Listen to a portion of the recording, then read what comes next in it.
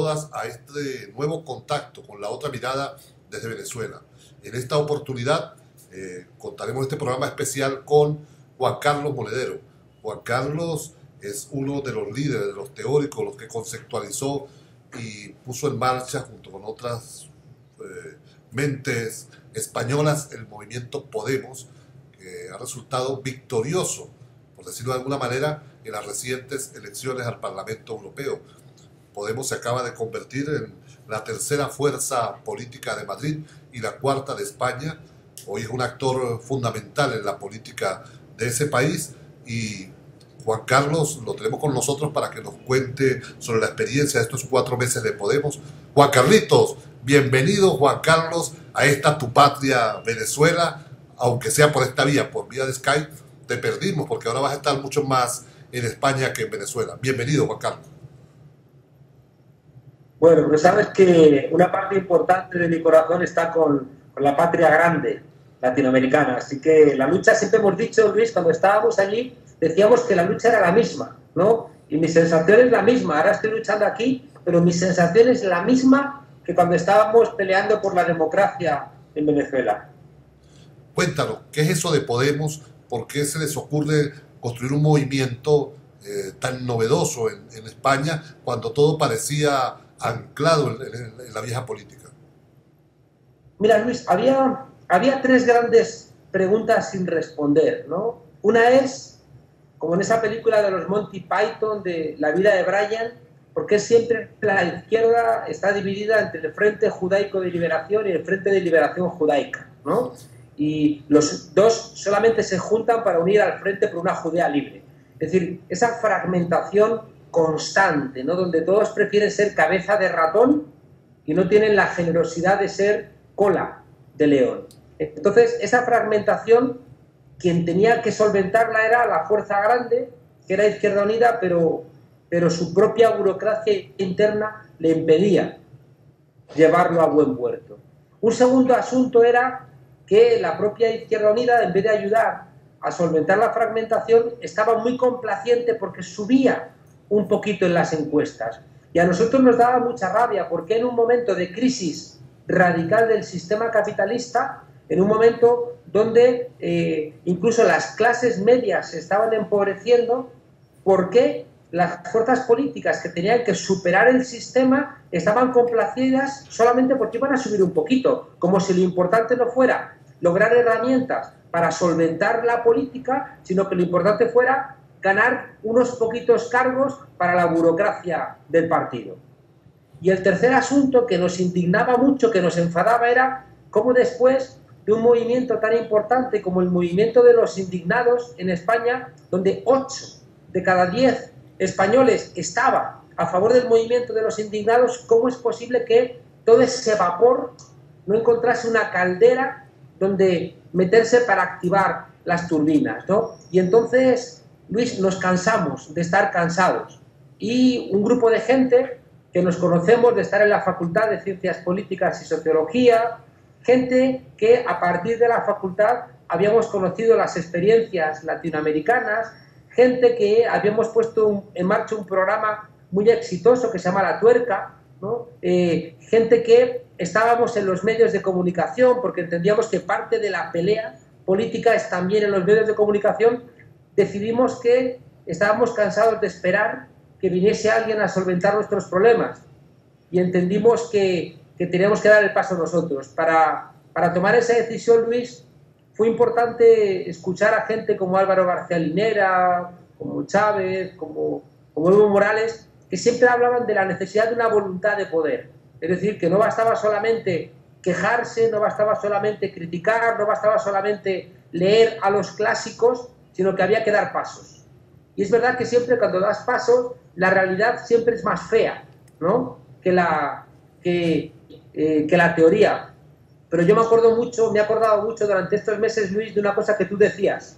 Cuando viniste a España a contar el proceso bolivariano, decías, miren, esto no es perfecto, pero esto se parece a lo que yo siempre he soñado. Y esto es algo en marcha, es algo para ir haciendo.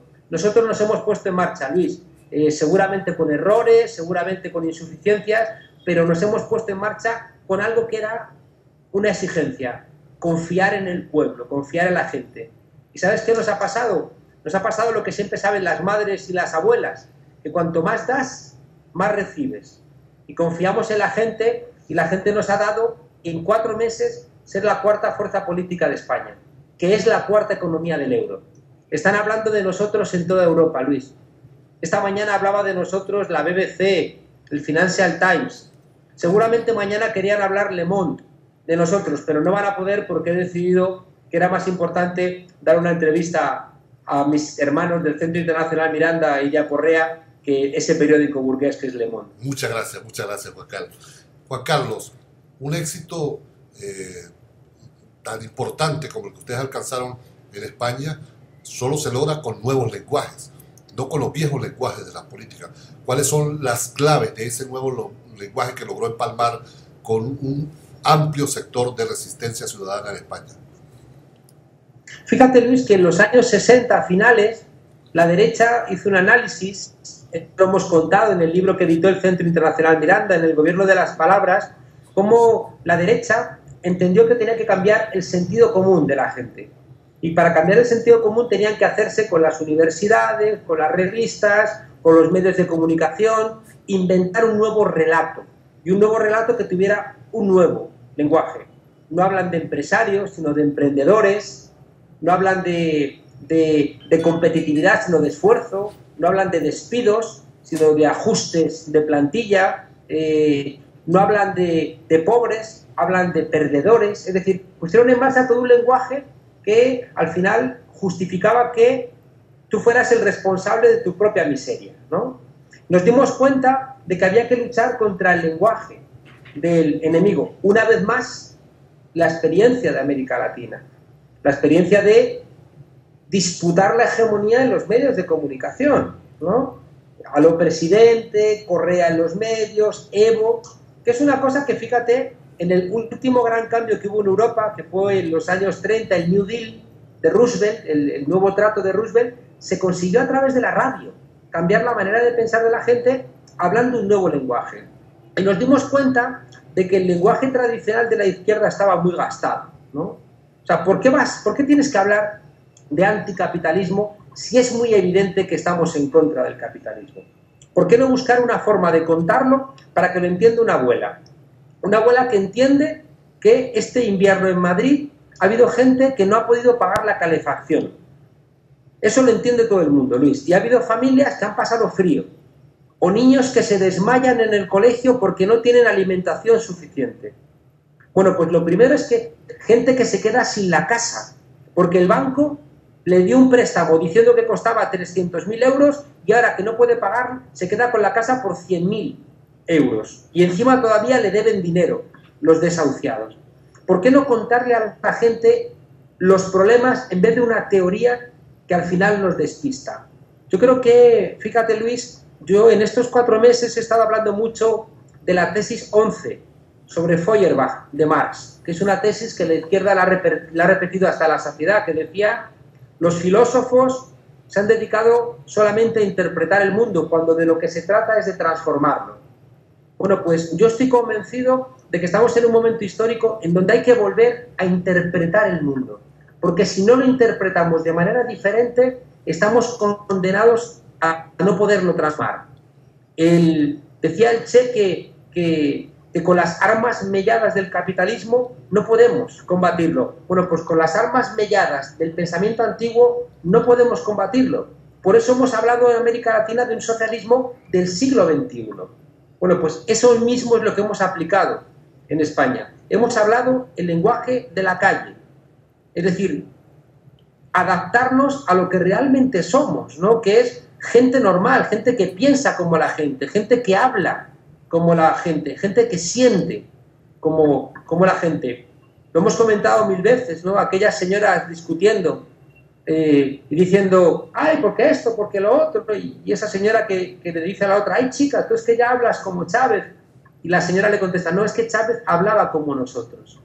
Nosotros hemos intentado volver el lenguaje al pueblo. Dejar de, con palabras, entiende. Dejar de querer demostrar que eres el más leído y que conoces a la perfección las obras completas de Lenin y de Rosa de Luxemburgo.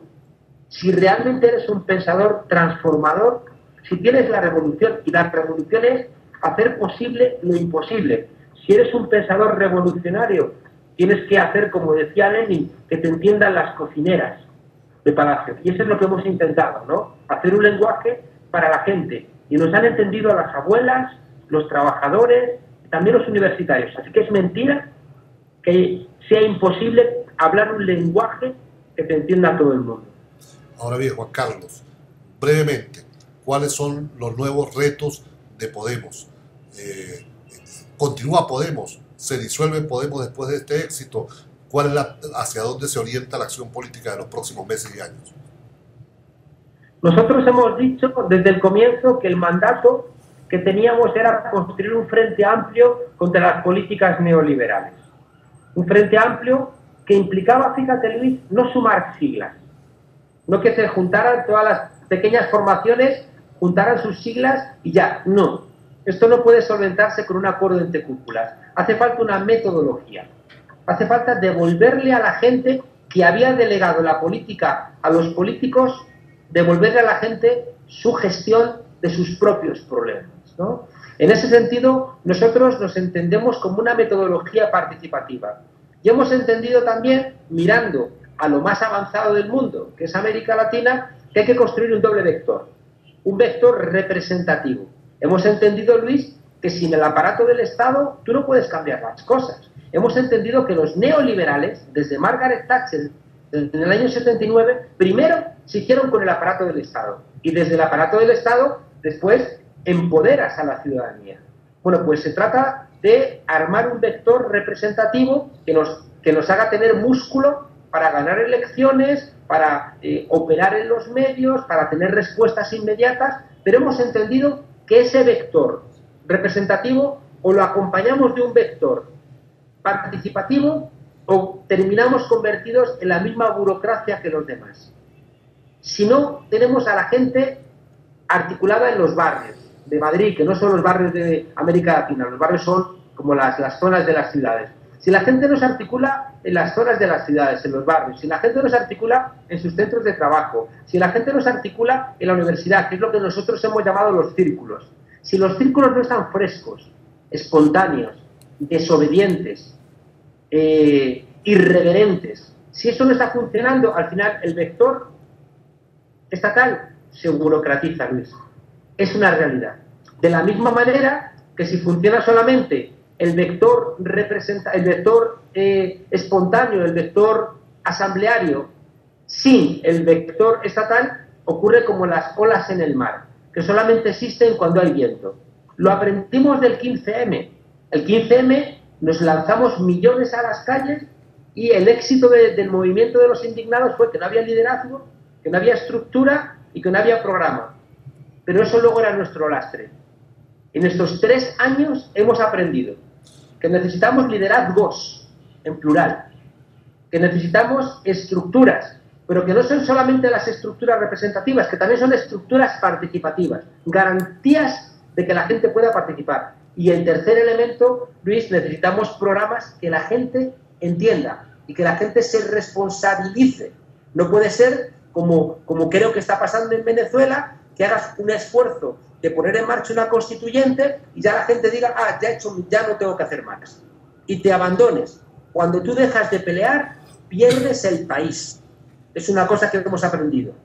Precisamente, Juan Carlos, ya para concluir este contacto, que agradecemos lo hayas facilitado por encima de Le Monde, eso es una primicia, ¿qué mensaje tienes tú para los militantes bolivarianos, los militantes revolucionarios del proceso venezolano, una vez que, a mi criterio, tú eres el europeo que más conoce a Venezuela y uno de los académicos, de los intelectuales, de los políticos del mundo que también ha vivido desde adentro mucho más el proceso bolivariano? ¿Qué mensaje le das hoy a este pueblo en esta coyuntura tan específica de la revolución bolivariana? Nosotros, por ahora, lamentablemente no hemos alcanzado nuestros objetivos. Hemos sacado un 8%, que en 4 meses está muy bien. Pero nosotros queremos construir una mayoría para gobernar. Una mayoría implica un incremento de la conciencia de la gente. La gente, como decía Tucídides, tienes que optar entre descansar o ser libre. Si optas por descansar, al final los enemigos de la democracia te van a robar tu país. Al final es mucho más fácil, Luis, que un diputado de la extrema izquierda esté más cerca de un diputado de la extrema derecha que de su propio pueblo. Es más fácil que las estructuras estatales te terminen burocratizando. Es más fácil que el trabajo diario de gobernar un Estado, de recibir presiones de otros gobernantes, de que te llamen las grandes empresas, de que te presionen con una corrida bancaria. O sea, todo ese tipo de cuestiones al final te terminan devorando. Y la única manera de que eso no ocurra es que el pueblo entienda que tiene que dedicar una parte de su tiempo a la gestión de lo colectivo. Participar es trabajar de más. Igual que la gente tiene que barrer de la puerta de su casa para adentro, tiene que entender que también es nuestra la escalera y que también es nuestra la acera. Y que si tú te abandonas en esa responsabilidad, van a venir otros a hacerlo por ti. Y al final, los que lo hagan por ti se van a quedar con el asunto. Por eso es tan importante mantener fresca la revocabilidad de los mandatos. Por eso es muy importante que hagamos, Luis, lo que hacen los poderosos. Los poderosos votan todos los días. Cada vez que toman una decisión, votan. Los banqueros votan todos los días. Los dueños del dinero votan todos los días. Los que tienen el poder empresarial votan todos los días. Los dueños de los medios de comunicación, los dueños del Universal, del Nacional, votan todos los días. La ciudadanía tiene que votar todos los días. Y por eso necesitamos recuperar Internet como una herramienta nuestra. Estamos en 2014. No podemos seguir haciendo la democracia o la política como en el siglo XIX. Tenemos que tener canales de comunicación mucho más ricos. Así que les diría a los luchadores y luchadoras bolivarianos que no se duerman, que tuvieron un líder que les arrastró, les impulsó, les empujó a construir una revolución que empezó siendo bonita y que para que siga siendo bonita reclama mucho esfuerzo. El enemigo nunca descansa. Y en cuanto la revolución bolivariana se descuide un poco, en cuanto el pueblo se descuide un poco, van a intentar robársela. Y si se roban Venezuela, luego viene el resto. Por tanto, aquí, en España, en Europa, que hemos aprendido tanto de ustedes, les pedimos, por favor, alertas. Por favor, sigan manteniendo fresca esa calle, manteniendo fresca esa discusión. Construyan los consejos comunales. Presionen al poder político, porque el poder político solo no puede. Nicolás Maduro, que ha tenido esa obligación enorme de sustituir al presidente Chávez, solo no puede. Solamente va a conseguir avanzar y profundizar si tiene detrás un pueblo con la capacidad de luchar que demostró el pueblo bolivariano en los momentos duros de 2002 en adelante. Así que le diría al pueblo bolivariano, adelante, estamos aprendiendo todavía de ustedes, no den un paso atrás ni para tomar impulso. Gracias, Juan Carlos Monedero, gracias por esa alegría de un triunfo tan importante de Podemos, de una fuerza emergente que rescata lo mejor de los sueños republicanos españoles, con el cual sentimos profundo cariño y afecto. Gracias, Juan Carlos, por preferirlos al Cid y a Porrea por encima de Lemón. Gracias, Juan Carlos, por tu militancia permanente con la Revolución Bolivariana. Por favor, y déjame decirte una cosa. Si miráis los mítines que hemos dado, hemos repetido 1000 veces algo que me enseñasteis vosotros. Somos mayoría, somos alegría. Un fuerte abrazo para todos vosotros. Gracias, Juan Carlos.